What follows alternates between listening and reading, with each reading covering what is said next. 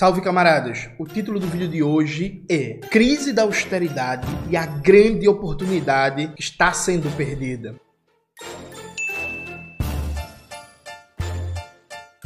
Antes de começar propriamente o tema do vídeo do canal, quero muito agradecer a você que ajuda a manter e melhorar nosso canal a partir do Apoia-se. Seu apoio é fundamental para a gente continuar nosso trabalho. Se preferir, o Pix está aparecendo aqui como QR Code na tela do vídeo. Camaradas, veja, eu tô gravando esse vídeo no domingo mesmo, né? Provavelmente o vídeo vai lá atrasado, que eu vou mandar ele tarde pra Maxwell editar. Por que eu tô gravando esse vídeo no domingo? Eu passei a sexta-feira e o sábado inteiro em várias conversas, né? Conversando com economistas, conversando com juristas, conversando com parlamentares de esquerda, assessores e tal, militantes e tal. E aí, nos bastidores da política, tem uma coisa que é consenso, consenso, e que inclusive algumas figuras já estão falando publicamente, né?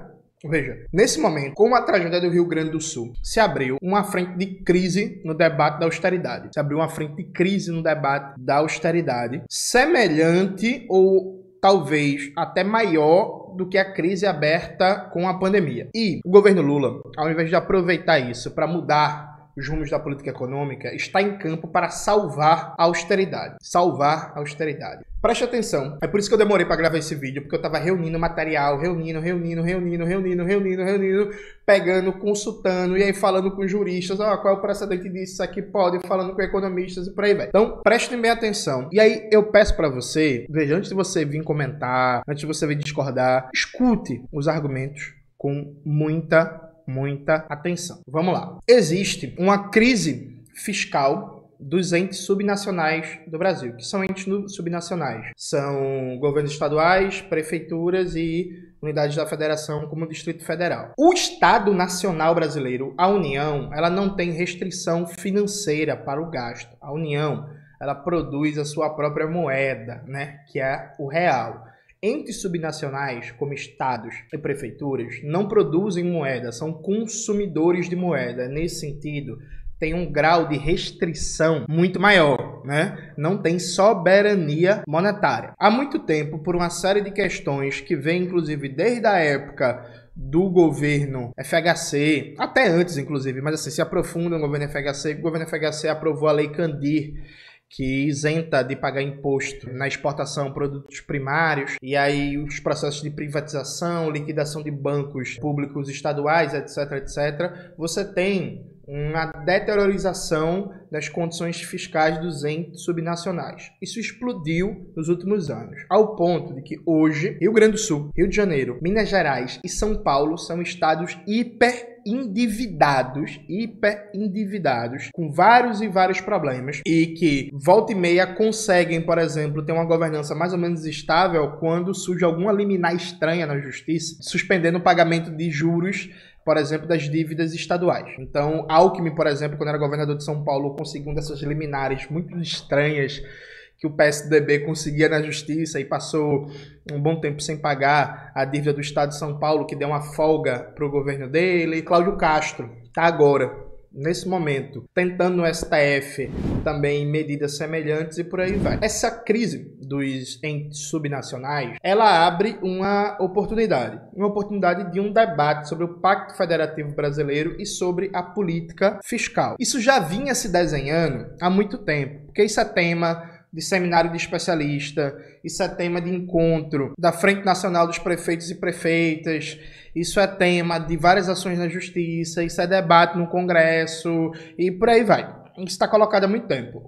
A figura que abraçou isso enquanto tema político geral foi o Ciro Gomes, né? Na proposta dele de renegociação de dívidas dos estados, como uma forma, inclusive, política de destravar impasses no Congresso. O Ciro debateu muito isso em 2018. Em 2022. O que o Ciro trouxe, ou tentou trazer para o grande debate público, é que existe um problema que já é um problema seríssimo, só que às vezes não aparece como crise, né? Porque você pode ter vários e vários problemas e esses problemas não aparecerem como crise. A questão da tragédia no Rio Grande do Sul faz com que o debate sobre endividamento dos estados apareça como crise. Porque agora, por exemplo, o Rio Grande do Sul não vai ser reconstruído sem equacionar o problema da dívida. Simplesmente. E veja, isso aqui não é especulação, ele não vai ser reconstruído sem dar uma solução para a questão da dívida. E já eu vou falar da medida do governo Lula, percebe? Não vai ser. Só que qualquer solução para a dívida do Rio Grande do Sul cria uma questão que é a isonomia entre os entes subnacionais. Então, se você dá uma resposta para a questão da dívida do Rio Grande do Sul, outros estados também vão querer. E aí, se a resposta não for igualitária, você vai ter várias questões, como, por exemplo, batalhas judiciais sequenciais gigantescas, governos estaduais querendo a mesma medida para o Rio Grande do Sul. Ainda que, por exemplo, o decreto aprovado pelo governo Lula fala sobre a suspensão, pagamento de juros da dívida por 3 anos em casos de calamidade, é muito tranquilo imaginar, por exemplo, um governador entrando com ação judicial dizendo assim, não, mas eu quero a mesma medida para ter liberação de recursos para evitar a calamidade, para medidas de prevenção. Dado que, segundo a Constituição, a vida é um valor supremo a ser defendido e tal, e eu gostaria de uma medida semelhante para evitar a tragédia no meu estado, né? Para prevenir situações de calamidade, porque tem um relatório aqui dizendo que meu estado é vulnerável nisso, e não dá para ficar parado, omisso, esperando a tragédia acontecer.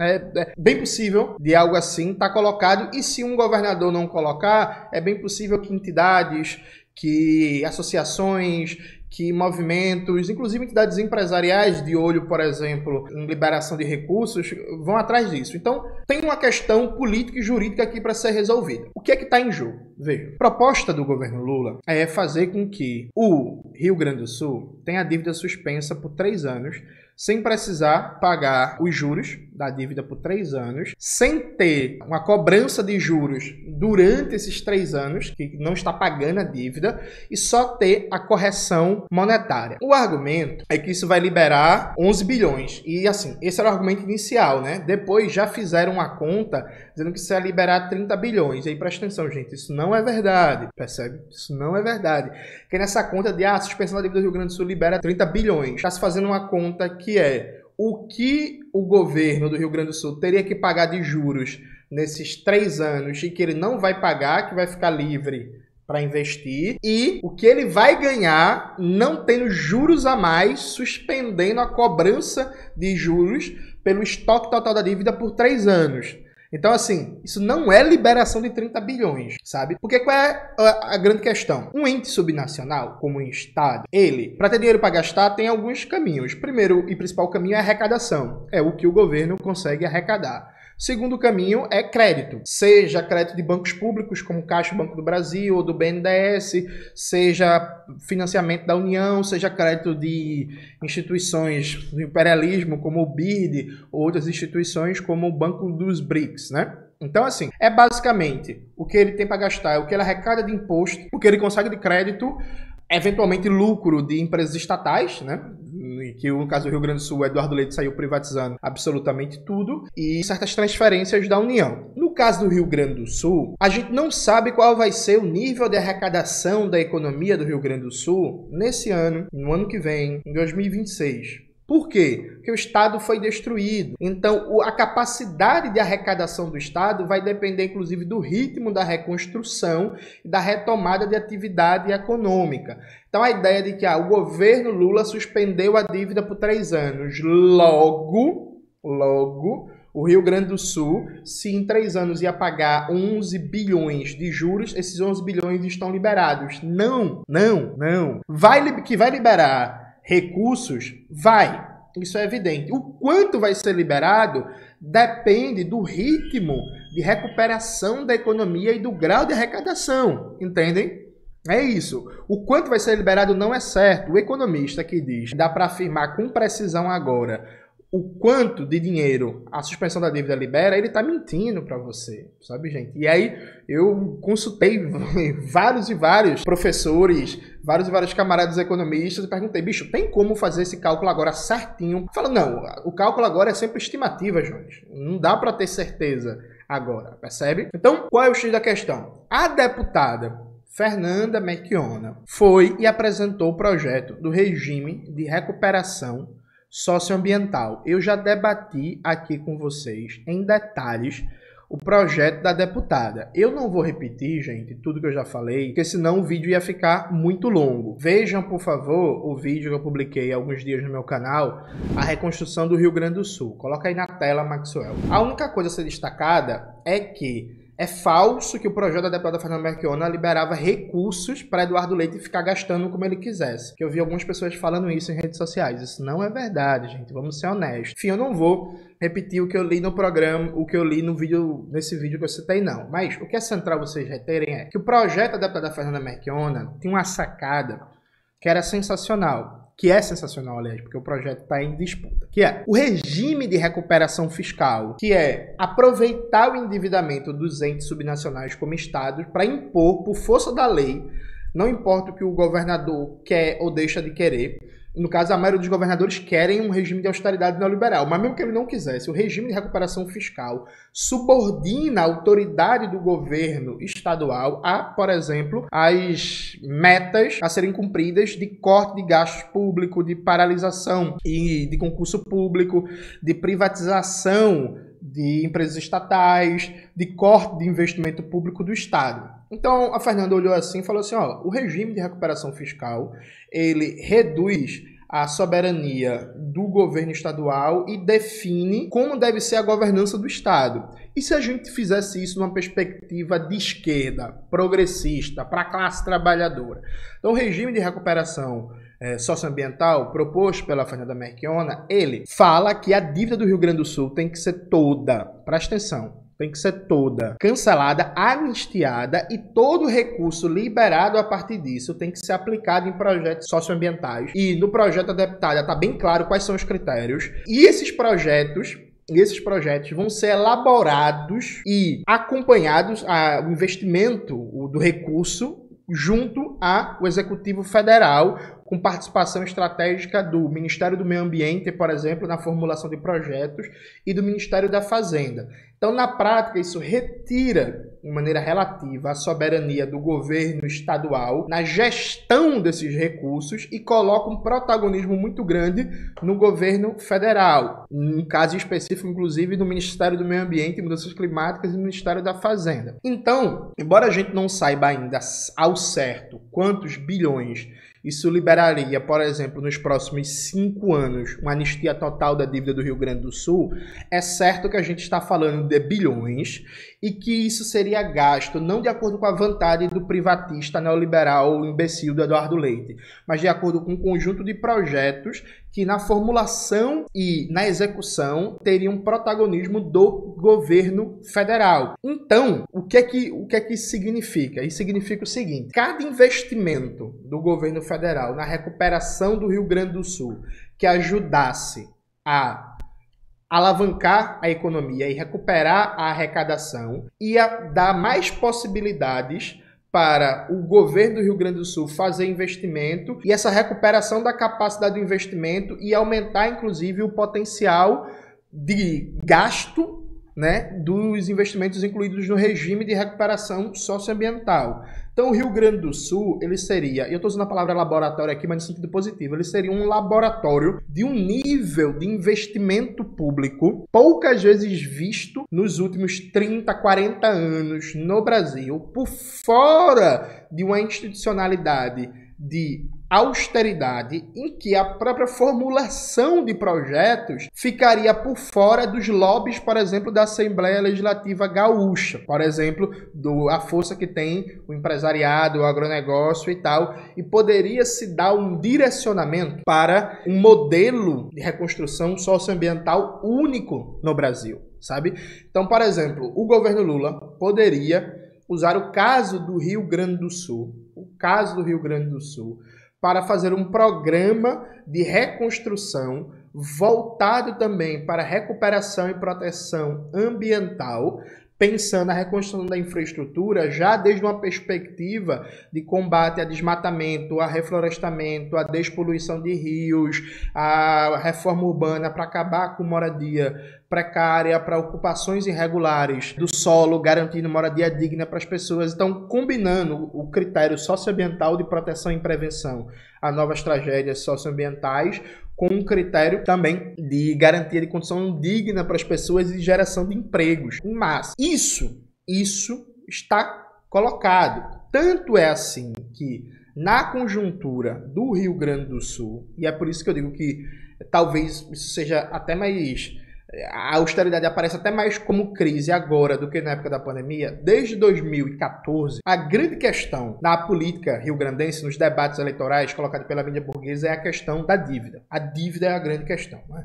É isso que todo mundo se fala, na eleição de 2014, na eleição de 2018, na eleição de 2022, a dívida do Rio Grande do Sul, a dívida do Rio Grande do Sul, e por aí vai. Esse é o grande problema, essa é a grande questão. É isso que tem que resolver. O ex-governador Sartori usava até um negócio, né, que ele gostava, que é falar, mas a gente precisa aplicar remédio amargo para lidar com a questão da dívida. Na eleição de 2022, por exemplo, o candidato do PT derrotado, o Edgar Preto, ele defendia também que a questão da dívida do Rio Grande do Sul passava pela sua anistia. Segundo Edgar Preto, a dívida inicial do Rio Grande do Sul era de 9,5 bilhões, já foram pagos 37 bilhões e o Estado ainda deve 73 bilhões. Ou seja, a dívida já foi paga, não faz sentido e tal, a gente precisa resolver isso. Então, o que foi que a Fernanda Melchiona percebeu? Ela percebeu o seguinte, a grande questão do Rio Grande do Sul há 10 anos é a questão da dívida. Com a tragédia, não dá para reconstruir o Rio Grande do Sul com esse nível de endividamento. A gente precisa resolver essa questão. E já eu vou falar sobre o que é que significa para o Caixa da União. A gente precisa resolver essa questão. Para resolver essa questão, vamos apresentar um projeto que seja uma alternativa aos regimes de recuperação fiscal, que é uma medida neoliberal para acelerar roxo, privatização,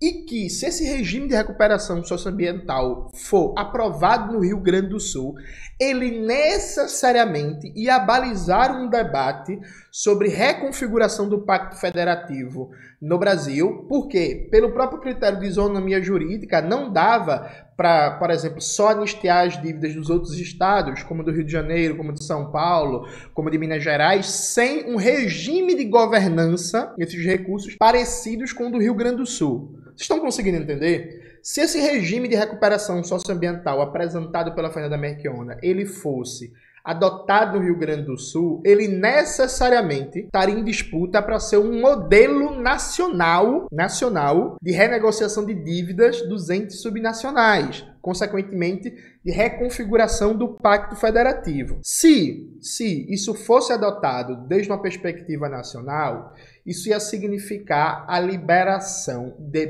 bilhões em capacidade de investimento com possibilidade de um controle decisivo do governo federal, do governo Lula, para onde iria esse dinheiro. Então, assim, você teria, de imediato, por exemplo, o Ministério do Meio Ambiente se tornaria um ministério energizado de poder, de capacidade de direcionamento de recursos no Brasil inteiro e poderia direcionar para obras de contenção de enchentes, para obras de moradia popular, retirando pessoas de situação de risco, para obras de reflorestamento, para obras de saneamento básico e por aí vai. Seria uma forma de contornar os limites impostos pelo novo teto de gastos, que o próprio governo Lula se autoimpôs, e seria uma forma também de ir minando a austeridade. Por quê? Gente, aqui seria, por isso que é importante às vezes estudar a história brasileira,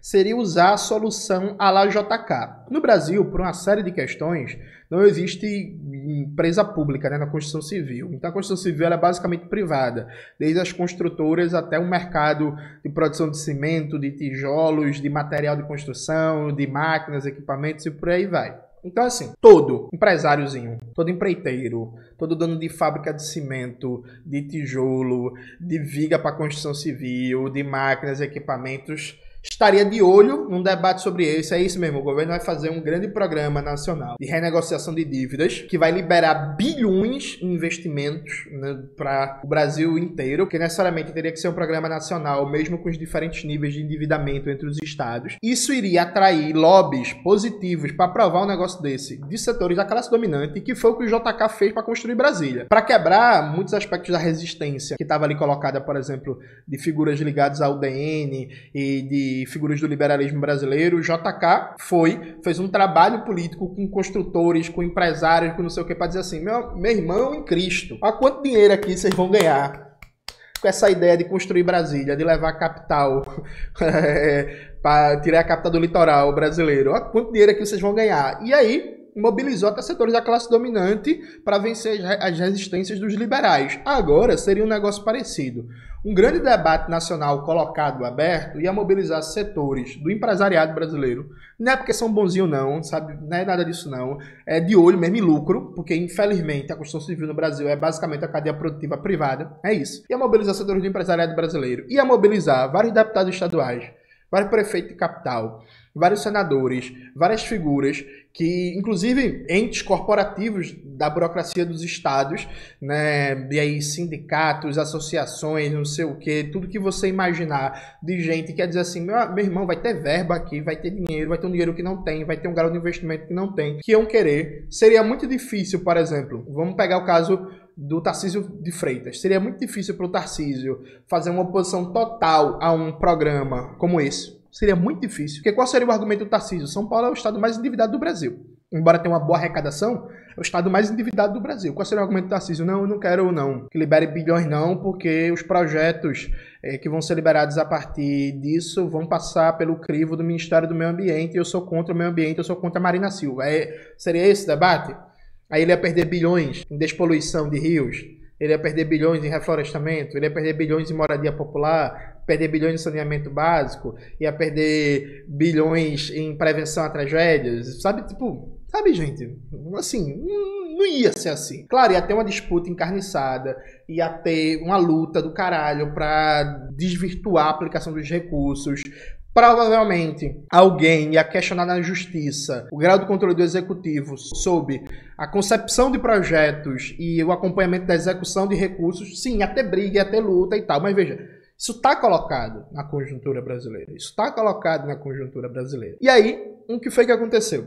O governo Lula decidiu não apoiar propostas como a da deputada Fernanda Melchiona, ninguém da bancada progressista, né, deputada inclusive fazendo um trabalho heróico, ficou sozinha nesse debate. Foi para votação na Câmara dos Deputados no acordo do governo Lula com Arthur Lira para votar o mais rápido possível. E não é para socorrer as pessoas do Rio Grande do Sul, porque aqui tem uma mentira. Presta atenção, gente. Tem que votar o mais rápido possível a suspensão da dívida, porque isso libera recursos imediatos. Isso não libera recursos imediatos. Porque aprovar a suspensão da dívida significa que o dinheiro que seria pago em 2025, em 2026, no final desse ano, de juros da dívida, não vai ser mais pago. O Estado está destruído, os mecanismos de arrecadação, de funcionamento da burocracia não estão funcionando. Suspender a dívida agora, por exemplo, nesse mês, não libera R$1 de recursos. É mentira. Que a pressa na votação foi uma pressa para liberar recursos para o Rio Grande do Sul. Isso é mentira, gente. Pelo amor de Deus, vamos ser honestos com as pessoas. A pressa que o governo articulou com Arthur Lira, votando na segunda-feira da semana passada, foi uma pressa para encerrar o debate, para encerrar a pressão. E aí, extrema-direita, canalha, oportunista e mentirosa, vendo que a esquerda, de maneira geral, não abraçou a pauta de anistia da dívida do Rio Grande do Sul, e sabendo como isso é popular no Rio Grande do Sul, a extrema-direita vai e abraça e apresenta uma proposta de emenda defendendo a anistia da dívida. A Fernanda Melchiona, ela não conseguiu apresentar uma proposta de emenda porque não teve apoio suficiente nem da bancada do partido dela, nem de ninguém da bancada progressista. Então a deputada Fernanda não conseguiu apresentar a emenda. Aí a extrema-direita vai, apresenta e passa a agitar como se fosse a defensora da anistia da dívida do Rio Grande do Sul. Isso vai para votação e quase que é aprovado. Bota aí, Maxwell, por favor, o gráfico na tela. Veja a diferença entre o sim. O que era o sim? Sim era anistia da dívida. O não era não anistia, né, gente? E aí quase foi aprovado e no Senado, preste atenção, no Senado, a não anistia da dívida do Rio Grande do Sul foi derrotada só por 3 votos de diferença. Então, assim, tanto na Câmara como no Senado, por vários motivos, porque, assim, nesse momento todo mundo quer aparecer pro povo do Rio Grande do Sul como uma pessoa que está defendendo a anistia total da dívida. E aí, para quem não vive um estado que está em aberta crise fiscal há muito tempo, para um pernambucano, por exemplo, pode ser difícil entender a importância desse debate sobre a dívida do estado e a questão fiscal. Mas, por exemplo, para o rio-grandense, há 10 anos que isso é mostrado como o grande tema do estado.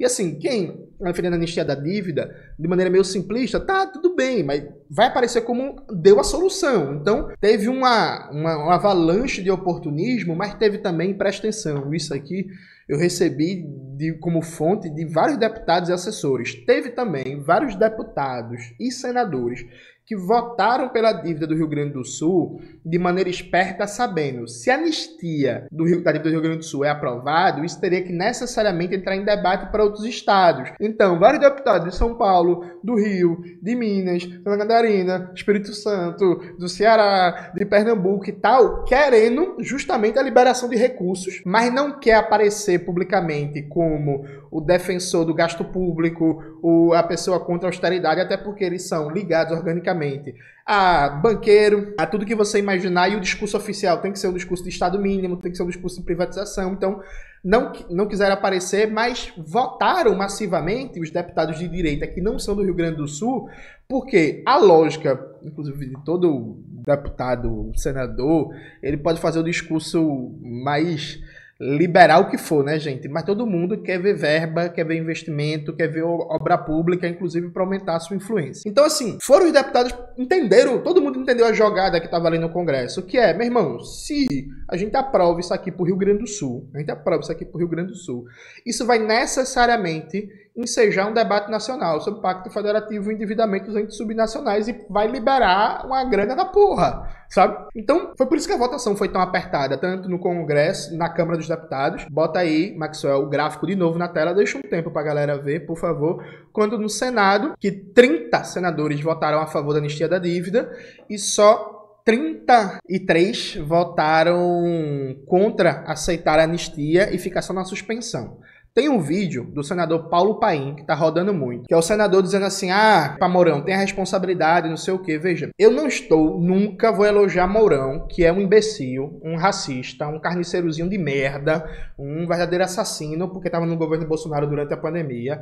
Mas, esse vídeo é uma vergonha para a história do senador Paulo Paim, porque ele tá defendendo um argumento falso. Qual é o argumento? Tem que votar o mais rápido possível, que é para liberar recurso. Aprovar não pagamento de juros da dívida do Rio Grande do Sul por 3 anos não vai liberar recurso imediato nenhum. O senador dizendo, seja responsável. O senador Paulo Paim estava defendendo não suspender a dívida do Rio Grande do Sul. Não anistiar a dívida, mas sim só suspender o pagamento por 3 anos, percebe? Tipo assim, isso não é sério. Bota na tela aí, Maxwell. Aí depois, o PT na Câmara dos Deputados, coloca aí na tela também, Maxwell, o print, foi dizer, não acredite em fake news. O PT não votou contra. Não, o PT votou contra anistia a dívida do Rio Grande do Sul. Justamente porque o PT, governo Lula, está trabalhando firmemente para a calamidade no Rio Grande do Sul não virar uma crise escancarada de um dos aspectos centrais da política de austeridade, que é o endividamento dos entes subnacionais. Já, só espera um pouquinho que eu vou entrar nisso. Então, assim, vocês entenderam um plano de fundo, o que é que está sendo jogado nas últimas semanas, e é foda porque a mídia progressista, com todo respeito aí ao trabalho da galera, a mídia progressista está fazendo um trabalho porco, ela não esclarece, ela não explica. Começou-se de um lado, começou-se não, né? Como sempre, mais um episódio da guerra tosca entre bolsonaristas e lulistas. Aí o bolsonarista mente. Ao lado do bolsonarista, inclusive, tem um centrista que diz que Lula é igual a Bolsonaro e a resposta do governo Lula é igual à resposta do governo Bolsonaro, o que é mentira. Sabe? Eu já fiz vídeo no canal, o vídeo de domingo passado, inclusive, o governo Lula e a tragédia do Rio Grande do Sul, mitos e verdades, coloca na tela, Maxwell, por favor. Não dá para comparar a resposta de Lula com a resposta do Bolsonaro à pandemia, mas tem de um lado centristas, liberais, bolsonaristas mentindo, e do outro lado petistas mentindo, dizendo que o governo Lula liberou 50 bilhões. Aí depois dizendo que o governo Lula liberou 12 bilhões. Aí depois, meu irmão, eu vi um influenciador petista dizendo que o governo Lula já liberou 70 bilhões pro Rio Grande do Sul. Gente, pelo amor de Deus, isso é mentira, sabe? Assim, tem uma matéria que é da BBC, mas a matéria é muito boa, sabe? Não tem erro. Que mostra como o governo Lula está inflando os números, está mentindo, está chamando, por exemplo, liberalização de linha de crédito e ele pega o valor total de linha de crédito liberado e coloca como se fosse investimento. Eu já expliquei isso também no vídeo de domingo passado do canal, o governo Lula e a tragédia no Rio Grande do Sul, como o governo Lula não liberou 50 bilhões para o Rio Grande do Sul. Isso é mentira. Isso é mentira. E aí, desculpa, gente. A extrema-direita também tá falando isso, Júnior. É porque vocês dão flanco pra apanhar, porra. Vocês parecem que gostam de apanhar da extrema-direita, que vocês ficam mentindo, porra. Sabe? Tipo, qualquer pessoa que entende a diferença entre investimento, liberar crédito e antecipar fluxo, sabe que o governo Lula não liberou 50 bilhões, gente. Tipo assim, porra, se respeitem, sabe? Então, qual é o argumento aqui central? O argumento central é que, nesse momento, e veja, não é lado bom da tragédia não, viu, gente, que eu não falo isso nunca de jeito nenhum. Estou dizendo o seguinte, a tragédia do Rio Grande do Sul, que é uma tragédia, que é horrível, que não deveria ter acontecido, que o Eduardo Leite tem uma culpa do fim do mundo, ele tem uma culpa gigantesca.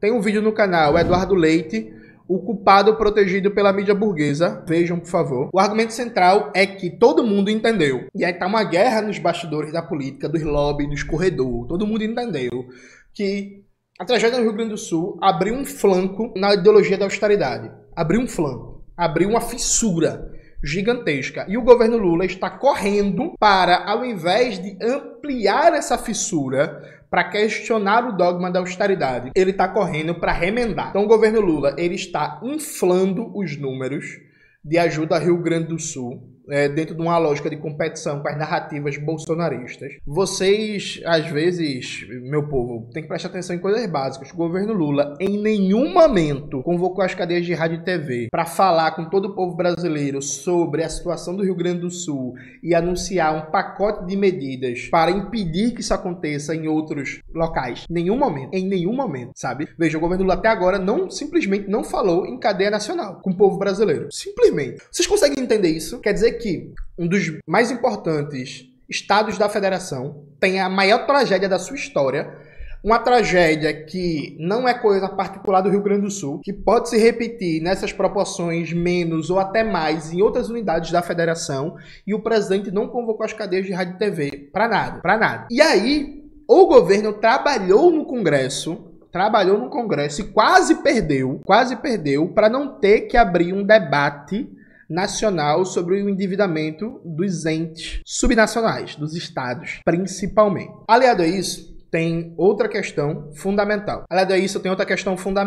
Na votação que teve segunda-feira passada, o governo Lula mentiu para alguns parlamentares. E aí eu entendo que a coisa foi corrida e não sei o quê, por aí vai, e aí não deu para talvez fazer um acompanhamento direto e tal. Agora é importante dizer isso. O governo Lula veio com a conversa e falou para vários parlamentares, o líder do governo no Congresso, de que, vamos debater a questão do endividamento dos estados com calma, não vamos falar em anistia agora não, porque o governo Lula está prometendo um grande pacote nacional de renegociação de dívidas. Sendo que isso não é verdade. O que o governo Lula está fazendo é o programa apresentado pelo Fernando Haddad, que é o programa dos juros pela educação, que é o governo dar um desconto nos juros, presta atenção, o governo dá um desconto nos juros da dívida pública dos estados para, ao invés de pagar os juros na alíquota inicial, você tem uma redução e o caixa que sobra tem que investir para criar vagas, por exemplo, de escolas técnicas, de educação técnica, né? Porque aí, veja, gente, tem um problema aqui. E assim, eu peço, pelo amor de Deus, assim, especialmente para os deputados e deputadas mais avançados do Congresso, né, que prestem atenção nesse debate, tipo Glauber Braga. O camarada Glauber, a mãe dele faleceu, inclusive deixa meus sentimentos para ele teve um pouco afastado esses dias, a Sâmia junto e tal, mas o Glauber Braga, a Sâmia Bonfim, o Tarcísio Mota, a galera que faz um debate legal, avançado, presta atenção, veja, é um absurdo a União cobrar juros dos estados. Um absurdo, gente. Presta atenção, é um absurdo. É como se a União fosse uma espécie de agiota, a agiota do Estado. Eu vou dar um dado para vocês, por exemplo, sobre a situação do Rio de Janeiro. Sabe como é que é a situação do Rio de Janeiro? Em 1999, houve um refinanciamento de contratos da dívida no valor de 13 bilhões para os valores da época. Ao longo do tempo, os débitos foram impactando diversas leis e normativas federais, além de inúmeros passivos. Desde então já foram pagos, veja, desde 99 o Rio de Janeiro pagou, presta atenção nisso aqui, 155 bilhões de reais da sua dívida pública para a União, sendo que 108 bilhões só de juros e encargos. Gente, de 1999 para cá, o Rio de Janeiro pagou de juros e encargos da dívida pública com a União, da dívida dele com a União, 108 bilhões de reais. 108 bilhões de reais. E se a gente for fazer esse cálculo para Rio de Janeiro, para São Paulo, para Rio Grande do Sul, para Minas, para Pernambuco, para não sei o que, a gente vai ver que, por exemplo, de 99 para cá, a gente tá falando de trilhão. Aí você pensa assim, mas Jones, tu quer o quê? Porra, Jones, tu quer o quê? Que perdoe todas as dívidas? E como é que vai ficar a arrecadação da União? Como é que vai ficar o caixa da União para a saúde e para a educação? Gente, presta atenção.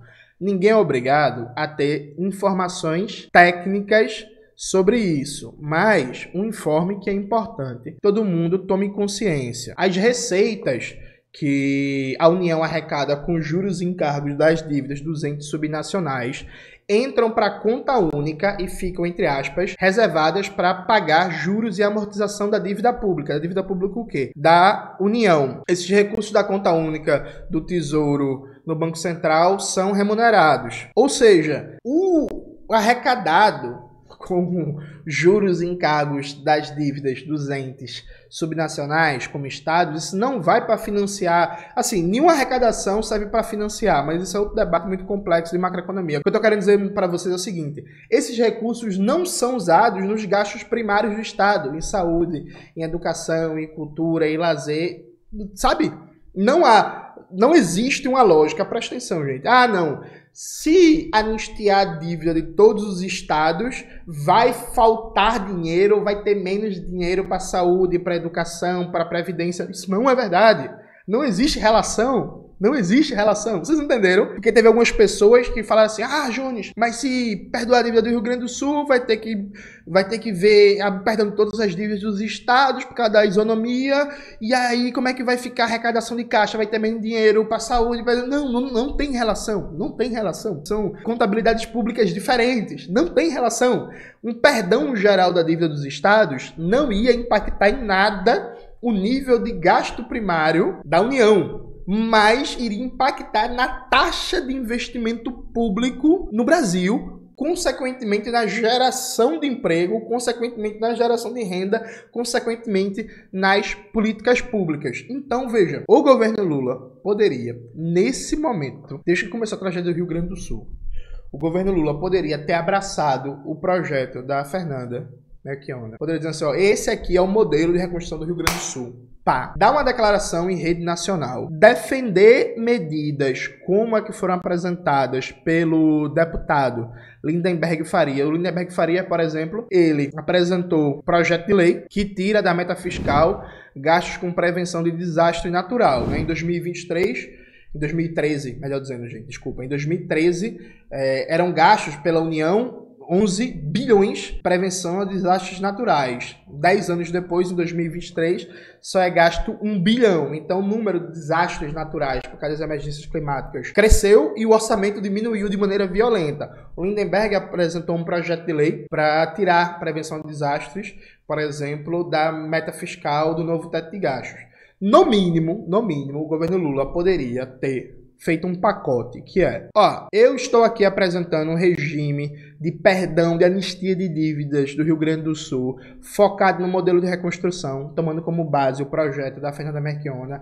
Estou apresentando aqui uma mudança na arquitetura fiscal do Estado, em que investimentos com prevenção, investimentos para tirar pessoas de áreas de risco, para garantir, por exemplo, moradia digna, por exemplo, para pessoas que estão em situação precária, estão fora do teto de gastos, estão fora dos parâmetros fiscais do novo teto de gastos. Isso daria uma capacidade de aumento do investimento público gigantesco. Ao mesmo tempo, seria escancarar a fissura do novo teto de gastos e o governo, inclusive, poderia trabalhar numa ideia de que todos os gastos de renegociação de dívidas dos entes subnacionais, inclusive projetos conjuntos com orçamento também da União, ficariam fora do teto de gastos e da meta fiscal. Meu amigo, isso seria quase que inviabilizar, em alguns aspectos, várias travas do novo teto de gastos. Então isso seria uma pancada, isso seria uma porrada no regime de austeridade. Porrada. E assim,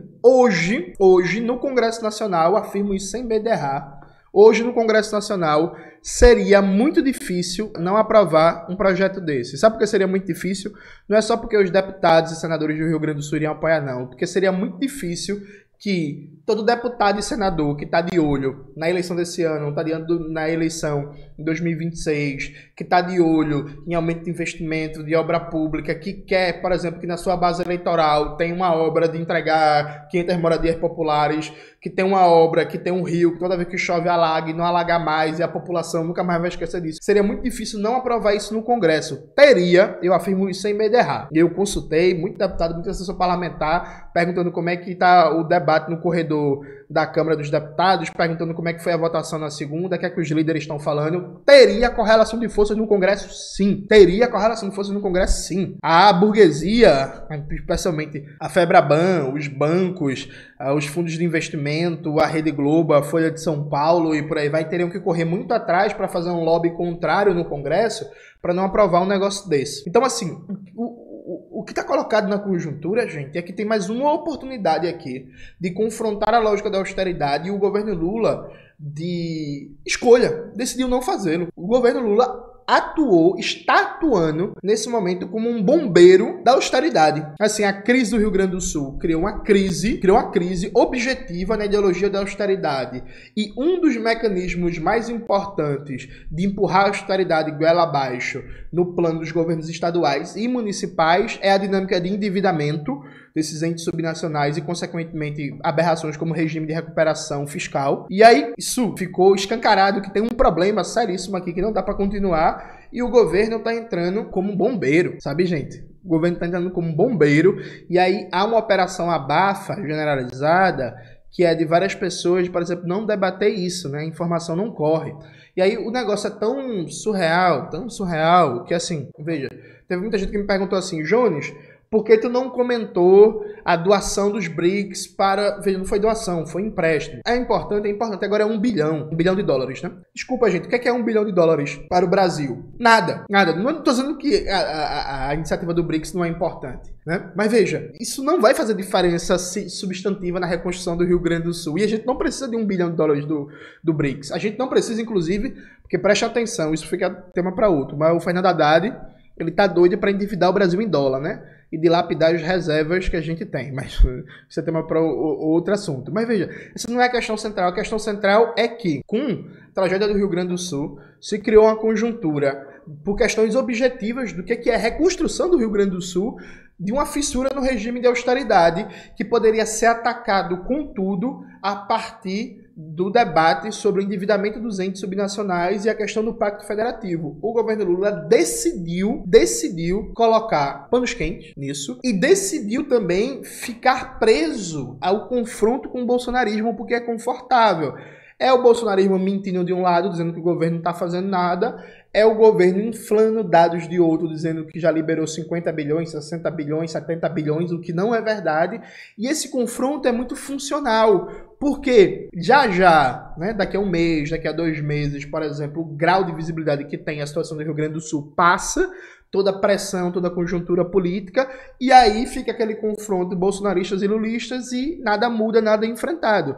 Vocês entendem que, a despeito do número de deputados e senadores, a realidade objetiva colocou nas mãos do governo uma oportunidade para reconstruir de fato o Rio Grande do Sul, um questionamento sistêmico ao regime de austeridade, liberando bilhões de investimento com uma capacidade de controle e elaboração de projetos dos ministérios do governo Lula. E o presidente decidiu não aproveitar isso, e Haddad decidiu não aproveitar isso, e o PT decidiu ignorar, e a bancada do PT decidiu não fazer nada, e o PCdoB não falou nada, e o PDT não falou nada, e o PSB não falou nada, e até no PSOL faltou debate, faltou enfrentamento. Inclusive, assim, é isso, a deputada Fernanda Melchiona ficou muito isolada nesse debate, assim, no âmbito da bancada, e, enfim, eu entendo, por exemplo, eu lamento muito, não só lamento em si a morte da mãe do camarada Glauber, né, mas lamento mais ainda ter acontecido agora nesse momento, porque seria muito importante nessa conjuntura o Glauber ali junto com a Sâmia e tal, não sei o que, para apoiar a Fernanda. Então, assim, foi uma oportunidade perdida e que todo mundo percebeu. O debate em Brasília, nos últimos 10 dias, foi justamente esse. Foi como não ampliar essa questão para não ver agora, sobre o impacto da tragédia do Rio Grande do Sul, a questão do esgarçamento do Pacto Federativo e o endividamento galopante dos entes subnacionais com a crise fiscal dos estados que são os estados mais importantes do ponto de vista econômico, inclusive de tamanho populacional do Brasil, né? Rio de Janeiro, São Paulo, Minas Gerais e Rio Grande do Sul, sabe? Junto ali da Bahia e tal. Então, veja, vocês entenderam, assim, esse argumento de que a correlação de forças é difícil, a correlação de forças é difícil, a conjuntura é desfavorável, em muitos aspectos mas uma tragédia, infelizmente, não era para ter acontecido, né? Responsabilidade, inclusive, muita do Eduardo Leite, sua política neoliberal, mas uma tragédia mudou a dinâmica e o governo, ao invés de abraçar a mudança da conjuntura para conseguir avançar na disputa da política econômica, o governo está atuando nesse momento como um bombeiro da austeridade para tentar salvar a austeridade e não ampliar o debate. Vocês conseguiram compreender a gravidade disso? Agora sim, você que discorda, me dê argumentos, me diga onde é que eu tô errado, me diga, até suei, ó, me diga que argumento meu não tá certo. Vamos lá, onde foi, sabe, gente? Essa é a gravidade do que a gente tá falando. Essa irresponsabilidade histórica com o povo brasileiro, com o povo do Rio Grande do Sul. É isso, galera. Espero que vocês tenham gostado do vídeo de hoje do canal. Não se esqueça de se inscrever no canal, ativar o sininho, curtir esse vídeo, compartilhar e tudo isso que vocês já sabem. Um beijo e até a próxima.